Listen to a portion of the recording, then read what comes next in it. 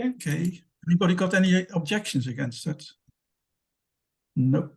Okay, over to you, Peter. All right, thank you very much. Let me just share my slides. Hopefully you can see that. Yep. Right, so I'll confess that this is a little bit of a selfish little project, if you like. I've delayed putting solar on my roof simply because our roof needed fixing first. You know, the felt is degraded and we've had leaks and such like. So this summer we had our roof fixed. And if you fix your roof, you may as well have solar. And if you have solar, you may as well have a house battery. So I've done all those things. And then, of course, the next question is, what electricity tariff should you be on, given that you've got solar and battery? And I've actually got an electric car as well. So I started looking into these smart tariffs, really both from a economic point of view, but, you know, more importantly, I think from a, you know, carbon footprint point of view. So this is what I found. I thought it was useful to share. Now, when I started digging on this, I realized that the price that we pay for a unit of electricity over here actually depends on so many factors. It's hard to kind of tease them apart, really. So this is a bit of a simplified view. The suppliers are the guys that we personally have got contracts with. And of course, the generators are the guys who, you know, own the nuclear power stations and the gas turbines and such like.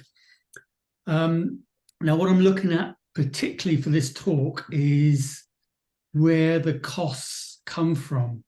And what I found is this balancing charge is much more significant than I would have guessed. Now, there is a cost associated with having uneven demand on the grid. So that comes because the grid needs to meet supply of electricity with demand. And so when demand goes up, the electricity grid needs to supply more. When demand goes down, the electricity grid needs to generate less. And there's quite a big cost with either increasing that power or decreasing it. And we can see this in grid. You can see when I put these slides together, that the demand over the course of a single day varies quite significantly. So we do have 0 on this graph. So it varies, 21 gigawatts to 35 in a day is quite a big variation. Now, what the electricity companies would like is that to be level. In other words, shift this peak during the day to overnight. The electricity companies want us to use more overnight and less during the day. And this is really to reduce this balancing costs. And of course, the grid itself needs to be sized to meet the peak demand. So if we can reduce the peak demand, it does mean that we're, you know, as a grid, we are turning on less gas turbines, for example. So even though we're using the same amount of electricity, if we manage to shift this demand, it's going to be a greener grid because we're powering up less on-demand gas turbines. Now, if we have a look at the costs over the same day of this balancing charge, it's kind of quite interesting. Now, this is price per kilowatt hours. Now, if you think about typical electricity unit at the moment, what is about 30p? This balancing price, which is just one factor that influences the cost of your unit, actually goes up, maybe average of a third of your cost of your electricity units. So you can see why companies like Octopus are really trying hard to encourage customers to shift demand away from peak and to off-peak. And the way Octopus are doing this is by some very kind of quite clever tariffs. Now, to get on any of these new smart tariffs, you need a smart meter. This is mine, and just as a side thing, this pink box here is an Octopus mini hub, and allows you to read your smart meters in real time without using that stupid little display that came with your smart meters. Anyway, so I'm going to talk first about Octopus's fixed tariffs. Now, fixed tariffs are the same amount through or determined by Octopus either when you sign up or the day before. So they don't vary at all during the day. That's the thing. So I've got a couple of tariffs here. So you've got the standard flexible tariff from Octopus, which is currently about 30p a unit. So the first interesting tariff I want to talk about is what's called Octopus Go. And Octopus Go is designed primarily for electric car users. So you can see this dotted red line. So overnight, Octopus give you some very cheap electricity to charge your car. And so in that way, Octopus are encouraging us to, treat our cars like we do with our phones. We plug them in at night and they charge overnight instead of charging the car during the day, which is obviously more expensive for the grid and we need more gas turbines and such like. So simple things like this does actually encourage us to use more electricity overnight and less during the day. But of course, Octopus aren't really stopping there. They're taking this idea of encouraging customers to shift their demand to the next level. There's another tariff from Octopus called Cozy, and this is designed for heat pumps, underfloor heating, that sort of thing. And this one is not as good as Octopus Go. It's not quite as good. But Octopus Cozy gives you 2 dips in the day,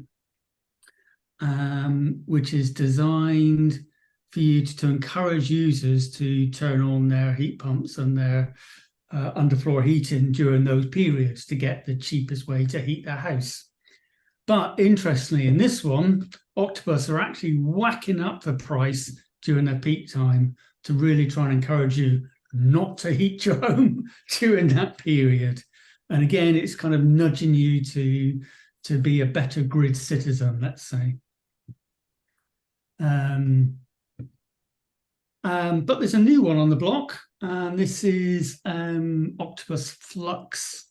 And Octopus Flux is designed for those with solar panels and batteries. And kind of similar idea, they give you a cheap tariff overnight and expensive when you're buying electricity during the day. So they're kind of encouraging you to charge your house battery during the night rather than during the day. But there's more to Flux that we'll see in a minute. So these are fixed tariffs. Octopus decides what price it is before the day starts. This is just a summary of all those tariffs. Right. So the other side of the coin, of course, is if you've got solar and you want to sell any excess solar back to the grid, or you might want to. And Octopus have got the solution for that as well. So first of all, they offer this thing called a Smart Export Guarantee, which is a very low price. I think it's about 4p a unit. That applies to pretty much any standard Octopus tariffs. So if you've got solar, excess solar, you can sell it back to Octopus at that rate. However, if you've got on Octopus Flex tariff, there's the export side of that tariff as well. And this tells us that during this peak time, you will actually get paid significantly more to sell your excess solar back to the grid. And actually, it goes actually more than the standard 30p rate. And of course, overnight, you may not have any solar overnight anyway, but I guess you might have a wind generator. They're discouraging you from selling to the grid overnight. Now, the interesting thing about this is if you combine both the import and export sides of Octopus Flux, you can think about this. You can set it up so that during the night, you charge up your house battery at a very cheap rate. and then during the day sell it back to the grid during peak time and actually make a bit of money each day. And of course, this is exactly what Octopus want you to do. They want consumers to help balance peak and demand. If you've got a house battery, you can make a bit of difference there. You know, you can store cheap electricity and sell it when there's high demand. Now, another type of tariff Octopus have is what they call variable tariffs. So the fixed ones are set when you sign up for your plan. The variable ones are set typically the day before.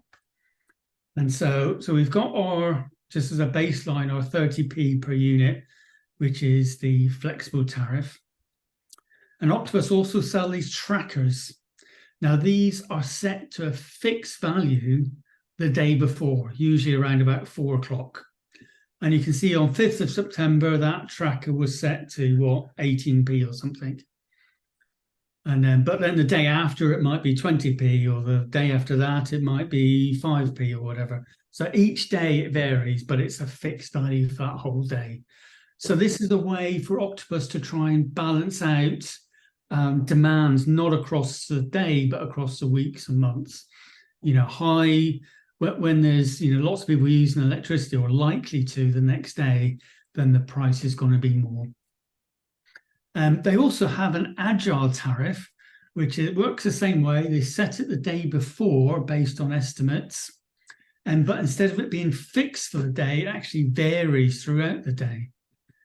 So in this case, you can see the cost of electricity is actually quite high in the kind of late afternoon, but quite cheap overnight.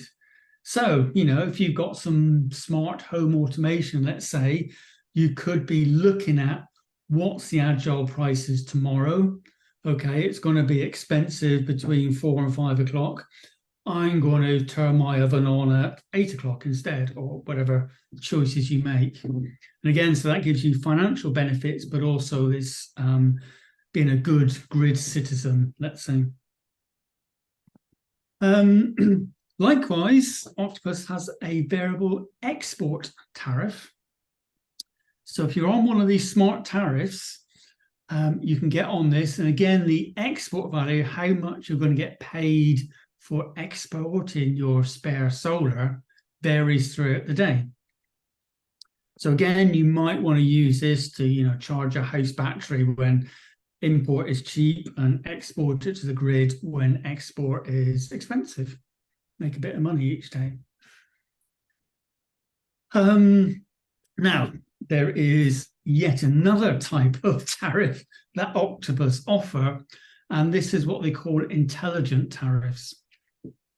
So we've got here in blue Octopus Go that we talked about earlier, which is the import tariff designed for electric car users. And they've made a better version of that called Intelligent Go, which is in red. And you'll see it's cheaper for longer overnight. But the trick is here that both of these are for electric car users, but the intelligent one means that Octopus will take control of your car charging. And so in return for that, so that means Octopus can better balance the grid. So if you've got a street full of lots of people with electric cars, you know, user at house number 1, their car charging might start at 11 p.m. You know, house number 2 might start at 12 p.m. midnight, and house number 3 might be 1 a.m. So Octopus can actually have better control of balancing the usage of large numbers of consumers over the course of the day if they control when your car charging actually starts. And now in return for that, of course, you get cheaper electricity for longer. That's the deal. Now, the way it works in practice, you've got, you know, a little app on your phone that says, I want my car charged by, you know, 80% by 8 a.m. And Octopus will sort that out for you, but they may choose different times a day to actually meet that requirement. So kind of quite a nice idea, I think. You know, you're still in the morning when you get up and you want to use your car is fully charged, but Octopus are choosing exactly when that happens overnight. Oh, so quick summary of all of that. So we got flexible, which is a standard fixed rate from Octopus. Go, which is designed for electric cars, cheap overnight period. Intelligent Go, which is even cheaper overnight, but Octopus decide when charging starts. Cozy for underfloor and heat pumps, two cheap periods, but expensive peak time. Flux designed for solar and battery, cheapest import overnight, but great export rates. And the tracker, which is variable, set the day before, but constant for the day. Now, one thing I didn't mention about these trackers and Agile is they can go very high. They can also be negative.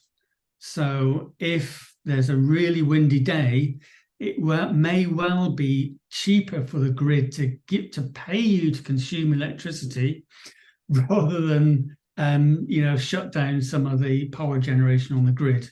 And so there are times during the year that tracker and Agile go negative, and at which point you want to start charging up all your batteries you possibly can. What else? We've got the Smart Export Guarantee, which is a very low export rate, but can be added to the other tariffs. There's a fixed outgoing rate, which we talked about. And again, there's an outgoing version of Agile.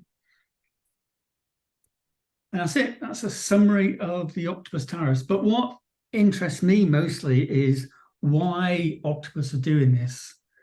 To save money, it pays us as consumers to make best use of it. Figure out what tariff is best for your particular conditions to reduce your electricity bill. But of course, from Octopus' point of view, it's all about trying to flatten out that grid demand over the day to avoid starting and stopping all these generations to reduce this balancing cost. Now, Octopus don't stop there. They've got other plans to give away even more money, if you like, and get customers to go even mad. So last year, they had this trial of Octopus saving sessions where they're given notification for customers. It might be like a couple of hours notifications. It might be 24 hours notifications to say, if you defer your peak usage, then we'll give you some credit. That's what it is. So if it's looking like the electricity demand is going to go really high for a day, you'll get this message, and then you can choose to defer your cooking or defer your tumble drying or whatever your big consumption is. And then you get some credit for that. There's also in some areas power-ups. Now, this is free energy when there's spare renewables. So Octopus would much rather give away the electricity than turn off the wind turbines. And both of these schemes, you get notifications via email or the app, and they tend to earn you pence. I think in the trials last year, through multiple saving sessions, I made about £12, something like that. But as I say, if enough people do these saving sessions, do these smart tariffs, then there is a significant savings on the grid to be made. The other one that's available, if you happen to live near a wind farm, there's a thing called a fan club, and you get discounts, because you live in a wind turbine area. Now, futures and rumors. Now, this is a little bit late because all of this changed last week. I didn't update the slides. There's a new tariff on the block called Intelligent Flux. So Flux is designed if you've got solar and batteries. Intelligent Flux is Octopus choosing when your house battery gets charged and discharged. And again, so you pay less. You want to help balance the grid, fine, give control of your battery to Octopus, and you'll get cheaper electricity in return. The Octopus was launched 2 days ago, and this is like a loyalty points from Octopus, and I think they will tie it into future saving sessions. So you build up your points and transfer that to money off your bill. Now, I know they're also talking about seasonal tariffs, winter, summer, autumn. And for me personally, this last one was interesting, some official Home Assistant integration. Home Assistant, if you don't know, is like a house automation system. It connects to smart meters and your heating and such like. So, as I said for a start, this was a bit of a selfish scheme because I've got new solar, new batteries. Sorry, I'm ahead of myself. So if all of this is confusing and you don't want to do the sums yourself, there's this really neat app called Octopus Compare. And what that does, it connects to your Octopus usage. So it downloads your actual usage and then displays comparisons of these different tariff plans. So if you're not sure which ones to use, you can see it here, actually. This is a default flexible, and it comes out to £150 for the month. If I move to Go, then that will go down to £94. So Octopus Compare is a great little tool to help you flip between tariff plans and says, right, if I was on this other tariff plan last week, it would have cost me this much instead. So, as I started off with, I've got new solar, new battery. What tariff plan should I be on? So, out comes the spreadsheets. and this isn't only about money. I really want to be a good grid citizen as well. So I've got an electric car and I've got new solar and I've got new battery. We know that Octopus Go is great for the electric car, which is a tariff plan I'm currently on. Octopus Flex is good for solar. So should I use Go or Flex? So I started off with a baseline, which is what I was using before solar was added. And I figured out that if I stick with Octopus Go, my electricity bills should reduce to about 32% of what it was before. If I were to move to Octopus Flux, it's even better, 23% of what I had before. Octopus Intelligent, though, which I'm desperately trying to get on, which I'm not going to go on now unless you've got questions, is even better because of the cheaper overnight rate. That takes me down to 17% of what I was using, what I was paying before. However, you can be cleverer and say, well, let me say I'm going to use Octopus Go during the winter time, Octopus Flex during the summertime where there's more solar, and that gets you even further cheaper bills if you can be bothered to change your tariff twice a year. And likewise, Octopus Intelligent during the winter and Octopus Flux during the summer gets me down to about 12% of my original electricity bill. That's what the spreadsheets tell me anyway.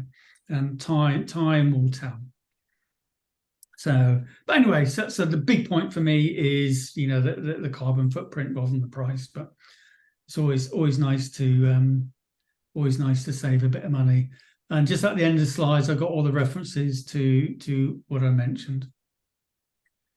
So that's all the slides. I see Roger's got his hand up anyway. Okay, thank you very much, Pete. That's fascinating. Right. Okay. Okay. I've got two hands up at the moment. First, Dina. Over to you, Dina. Am I on mute? No, I'm not. No, you're I'm not. not right in believing that if you claim FIT, you can't claim SEG. Good question. I don't honestly know, but I know when you sign up for the Octopus export, they ask you that question. That you And I don't know what Octopus do with that information. But the export is from Octopus about 15 pence a unit now. I don't know how that compares with the feed-in tariffs. Well, the feed-in tariff is around about 15p plus half of deemed export, which is about 5p. So that goes over the top. And I get about 480, sometimes 500 a year. Okay, thank you. Okay, thanks, Dina. Over to David Rogers. Oh, yes, hi. Yeah, very interesting, Peter. Well, a couple of questions. One is, what have you had to do to take advantage of these tariffs? Do you have to do a lot of manual work, or have you all set it up with kind of smart equipment, that kind of thing? That's the first question. And secondly, do Octopus say anything about kind of their efforts against malicious viruses and people kind of throwing the whole system out, doing something dramatic with it? So to sign up to these tariffs, all you need to do is to use your app or go onto the Octopus webpage and fill out the form. It's as simple as that. You can ring them up as well. So changing tariffs is very easy.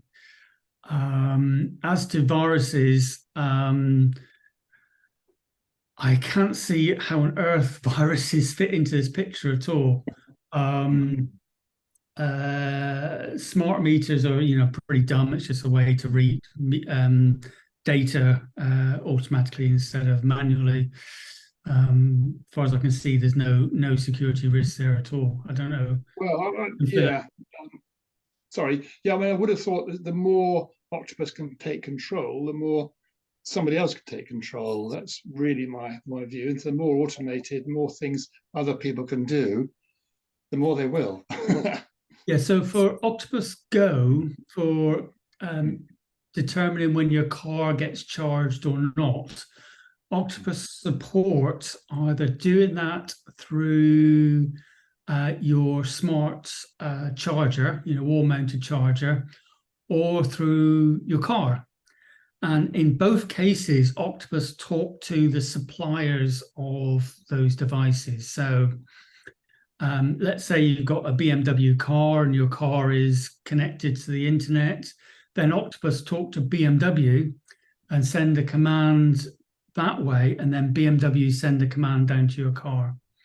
So if there's any security risks, it's related to your whoever owns your equipment, if you see what I mean. So Octopus aren't doing anything different to what you could do with your mobile phone app that comes with your car, or your mobile phone app that comes with your charger. Right. Okay, that's interesting. And sorry, just back on the first point. So you haven't got to spend your time kind of looking at the time and making alterations to anything. It all happens kind of automatically to get the optimum kind of savings and things. It's one of these subjects you can put a small amount of effort in or a large amount of effort in. The easy answer is, if you've got solar and battery, then switch to flux. If you've got a car, switch to Go, and then forget about it, and then that will manage itself. However, if you want to get really carried away, you can go on the agile tariffs. For that, you do probably need something like Home Assistance at home, which is looking at what the prices are going to be tomorrow and change the behavior of your usage ready for that change of prices. You can either take it very simply, or if you're a real techie, and you can, if you go on like Twitter and forums and stuff like that, and there's people really proud of how many pennies they've saved each day by different sorts of home automations. And yes, you can do that, but you can make it very easy for yourself as well. Right. Okay, brilliant. Thanks. Yeah. Okay, thank you, David. Over to Diane Newell. Hi, thank you. That's really fascinating. I have Octopus Go, I have solar panels and a Tesla battery and an electric car. So I've struggled with all the same questions that you have.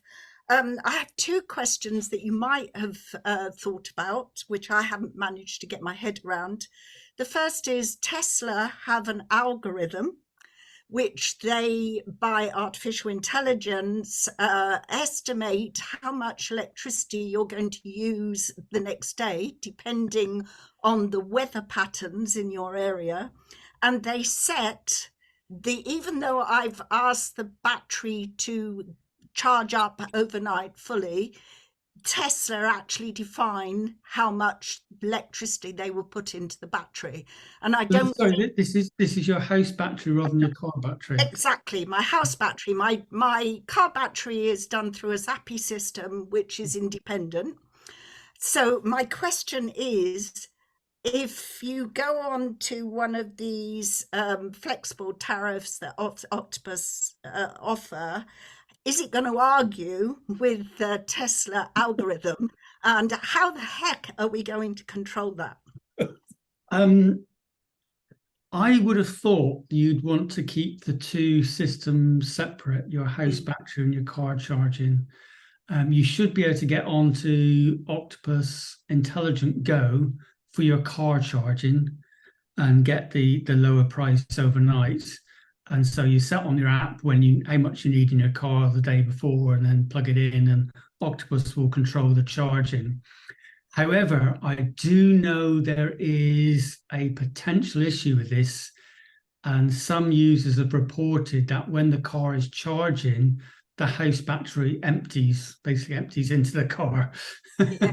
And I know there's some discussions I recognize that, and it's when it's the setting on the car battery. If you do it on the eco setting rather than the eco plus plus, on plus plus, it will actually take any spare solar energy you're getting. But if you've got it on just the plus, it will take it from the house battery. Right. Yeah, I do recognize that. Yeah. And I've sorted that one out. But I think this problem of Tesla from America actually defining what the weather's going to be like in Hampshire tomorrow is a real problem. I think these artificial intelligence systems are going to really cause us some problems arguing with each other in the future.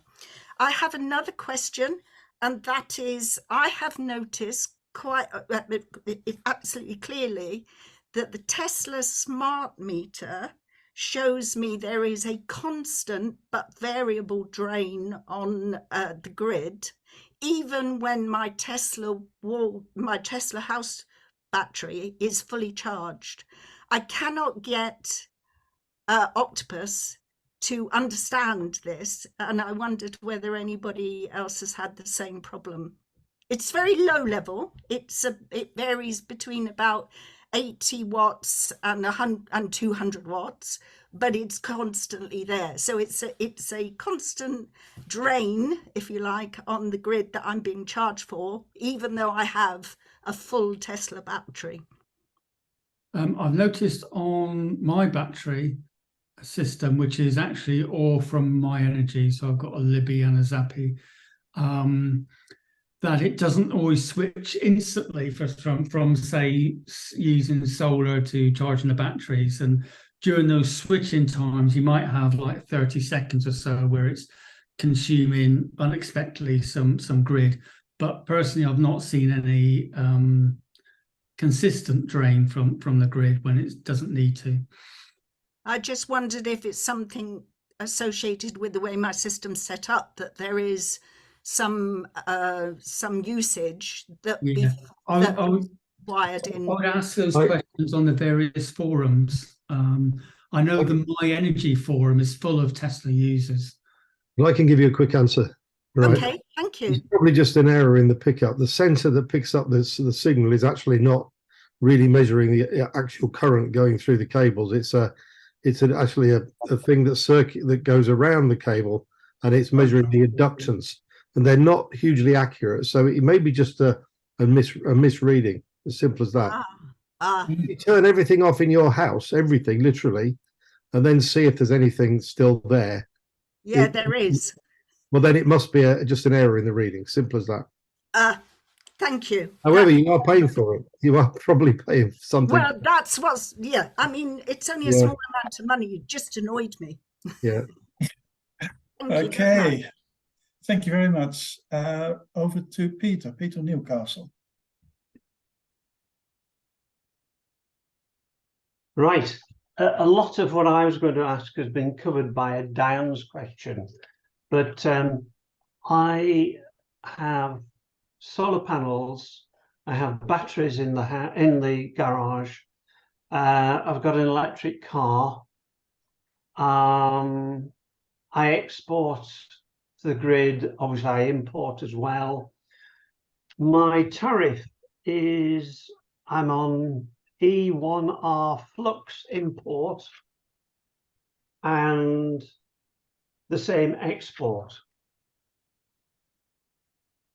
I seem to think from listening to the talk that if I want to go for solar panels, I need to be on Octopus Compare, but if I'm wanting to export, I need to be on Go. Have I got a completely wrong understanding there? Is there a tariff I can be on that covers both wanting to export and yet use my solar panels? Yeah, I mean, all of the ones that I mentioned can do import and export. So if you're on Flux, there'll be an import part of that and an export part of that. If you're on Go, there's an import part of that and an export on part of that. The question really is which one's going to give you most benefits financially. And how do I know that? Well, that's the question. You can open up your spreadsheets and try to do some sums, because the thing is, it depends on your exact cases. For me, for example, the number of miles I do on my electric car, the cheap overnight charge in the car is actually quite important, and that will outweigh, some of the benefits of solar I can get during the day. So being on Octopus Intelligent is probably one of the best tariffs for me because of the electric car side of things. For you, that may be a different sum. But if you do some searches, there's some people who've done some massive spreadsheets to try and compare these in endless details. But the Octopus Compare app is probably a good start, because it will actually work with your usage. The problem with Octopus Compare, though, it doesn't know about exports, so it doesn't have the full picture. Yeah, thank you very much. The answer is you need to do your own sums. Yeah. Okay, Thank you. thank you both Peters in this case.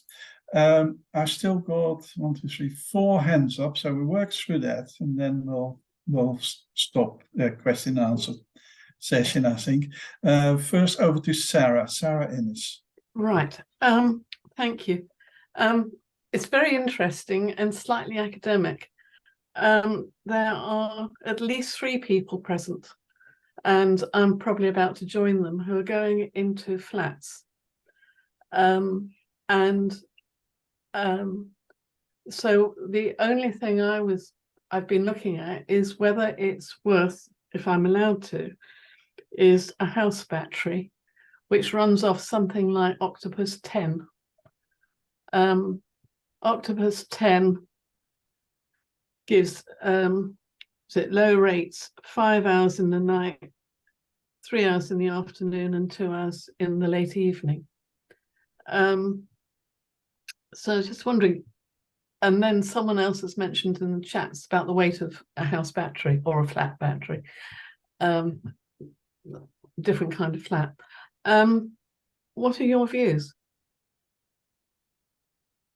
Well, the talk today was about the smart tariffs, which will work off smart meters.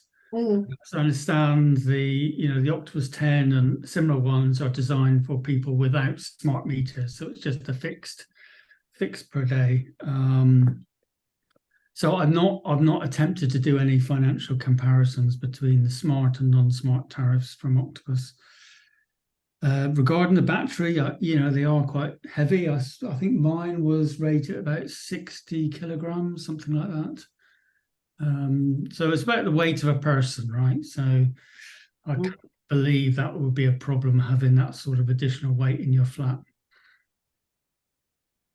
Okay, thank you. Thank you, Peter. Then over to Paul W. You got your hand up, Paul, but you're still muted. Is that unmuted? Yeah. Yeah. Go Thank you, ahead. Peter, for that. Yeah. I'm moving house soon and hoping that there might be some capability to put something in. On your solar panels, when you had them done, did you get ones that do heating pipes behind as well? And how much structural change did you have to do to the roof? I'm assuming you have to have it surveyed first, and then they decide what can and cannot be fitted. And then you've got to get the extra wiring in as well. So can you just give us a brief outline as to what was involved in that? And secondary, when you're comparing all these tariffs, is there much difference between the standing charges, or is it really just a tariff thing that you have to compare? Thank you. So as I started with, we delayed getting solar until we got our roof fixed. And because of that, we decided on solar panels, which were flat with the roof. So the areas that our panels are on, there are no tiles. So we didn't go for the sort of like bolt-on solar options that you see pretty commonly. I can probably share a picture if interested.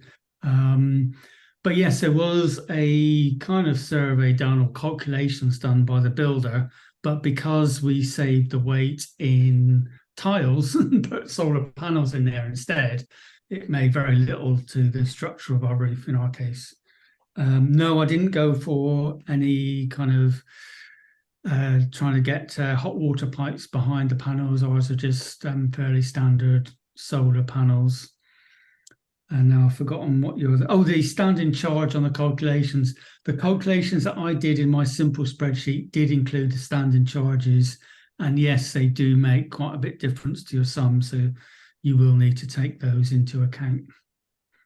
Yeah, thank you. And just finally, do you have any idea about the expected lifetime of the panels? Because I gather they're a lot more efficient now than they were 10 years ago. So obviously the structures are slightly different, but do they give like a guarantee for X years of life? Yeah, I think they're like, I can't remember what ours were. I think they were 15-year guarantee. But, I was chatting to a U3A guy at the local technology meeting, and he installed solar panels 25 years ago. And because he's a physicist, he's kept track of how much power he's got from those panels over 25 years. And he said he hasn't seen any degradation at all when he's actually been measuring them. Yeah, thank you for that, Peter. Excellent. Another question from John Haig. Yeah, hi. I've got some solar panels on the roof, 4 kilowatt capacity.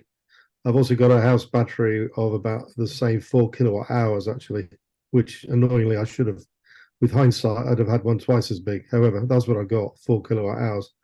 I've also now recently bought a plug-in hybrid car with a capacity of about 14 point something kilowatt hours. So it's up to about 40 odd miles range, and that's all. And the idea is to try and optimize everything. And I'm on Octopus, but I'm not on the right tariff, and I know that for sure. The question is, what tariff should I go on? So I will definitely look at the compare app and work it out. However, obviously Peter's an expert. Clearly, you've done it all already. It seemed to me there were two possibles that might give me the best solution, but I can't really remember from the presentation which ones they were. What would be your thoughts? My thoughts are pretty straightforward. So given you've got a battery, it's very advantageous to charge that battery overnight when electricity is cheap and use it to power your house during the day as much as you can, obviously, until it runs out. That's what we do. That reduces your overall price. And to get that, you need to get on one of these smart tariffs. Yeah. I would have thought with your hybrid, depends on its make and so on, you might even be able to get on Octopus Intelligent, which gives you the minimum cost to charge your house battery overnight. So that's where I give them control of the charging of the battery of the car. That's right, yes. Right, okay. So you treat it like your phone is. You plug it in at night time, and when you wake up in the morning, it's charged. You know, it's less thinking about. Okay, thank you. Okay, the last hand is from John Holland.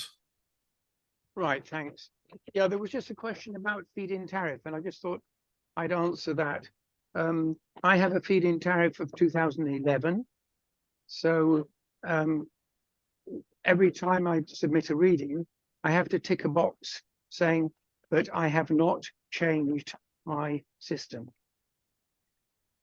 So if you want to add a battery, you have to add an AC battery, which is not then recognized as you changing your system. Thank you. Okay, thank you, John. Right, okay. Well, thank you very much, Peter. That was fascinating.